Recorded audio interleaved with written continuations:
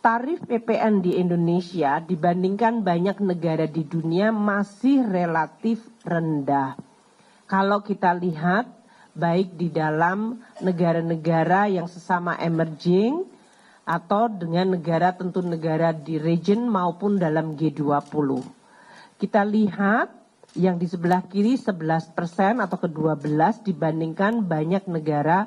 Dan kalau kita beberapa negara emerging yang kita gunakan, seperti Brasilia, itu 17% PPN-nya, tax rasionya sudah 24,67%.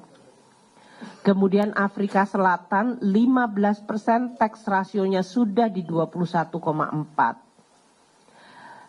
India 18% PPN dengan tax rasio mereka di 17,3. Kemudian Turki 20% PPN-nya dengan tax rasio 16%. 12% itu adalah Filipina dengan tax rasio mereka sudah di 15,6. Dan Meksiko PPN-nya 16%, tax rasio mereka di 14,46%. Jadi Indonesia saat ini dengan 11%, tax rasio kita masih di 10,4, bisa memberikan gambaran pekerjaan rumah dan perbaikan yang harus kita lakukan. Tidak selalu bahwa kita harus naik setinggi yang lain, tapi ini juga menggambarkan di mana posisi Indonesia. Tadi telah disampaikan oleh Pak Menko, di dalam menjalankan policy ini kita sungguh berhati-hati. Kami memahami pandangan berbagai pihak. Kami juga melihat data konsumsi rumah tangga yang tetap terjaga stabil.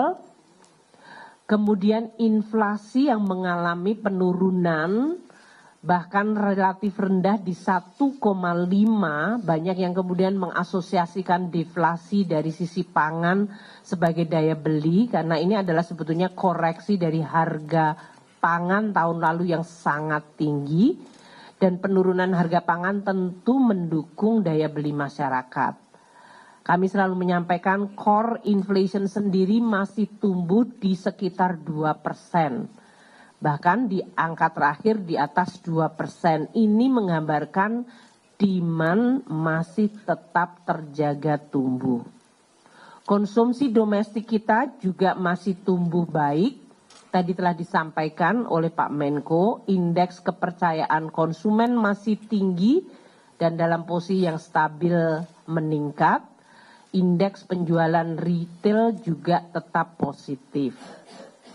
Kami sangat hati-hati melihat bagaimana pengalaman kenaikan PPN 11% pada saat post-COVID. 2021 ke 2022, waktu itu Undang-Undang HPP diberlakukan tanggal 1 April 2022. PPN naik dari 10 ke 11. Kita lihat berbagai data, lesson learned, adalah menggambarkan perekonomian kita tetap relatifly stabil dan bahkan ada indikator perbaikan dari mulai jumlah peningkatan pekerja, jumlah pekerja formal.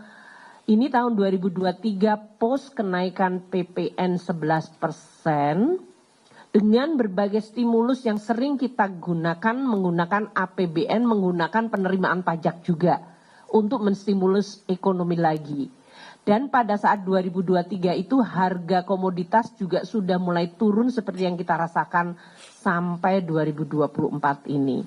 Kami melihat jumlah dari peningkatan pekerja, pekerja formal, dan juga setoran PPh 21, yaitu setoran dari pajak penghasilan dari gaji karyawan itu mengalami kenaikan double digit. Serta inflasi yang terus terjaga rendah. Tahun 2022, waktu itu kenaikan inflasi lebih karena dipicu harga minyak dan harga minyak goreng karena terjadinya perang di Ukraina. Itu pun kami menggunakan APBN untuk menstabilkan. Jadi poin kami adalah kami akan terus melihat data, mendengar masukan, dan memperbaiki kebijakan. Tadi telah disampaikan oleh Pak Menko, insentif meskipun kita menerapkan PPN 12% secara selektif, ya, secara selektif, karena banyak sekali barang jasa yang bahkan tidak bayar PPN. Kami memberikan insentif perpajakan itu dalam magnitude yang sangat besar. Insentif kita berikan setiap tahun sejak tahun 2020 yaitu mencapai 246, untuk tahun 2025 ini insentif perpajakannya akan melonjak hampir 2 kali lipat dibandingkan tahun 2020, mencapai 445,5 triliun rupiah. Dan kalau dihitung berdasarkan rasio PDB itu sudah mencapai 1,83%. Yang lebih tinggi pada saat COVID 2020 ke 2021, waktu itu kita memberikan insentif perpajakan yang luar biasa besar hingga mencapai 1,85% dari GDP. Tahun depan hanya lebih sedikit saja turunnya dibandingkan pada situasi COVID, yaitu mencapai 1,83% dari PDB.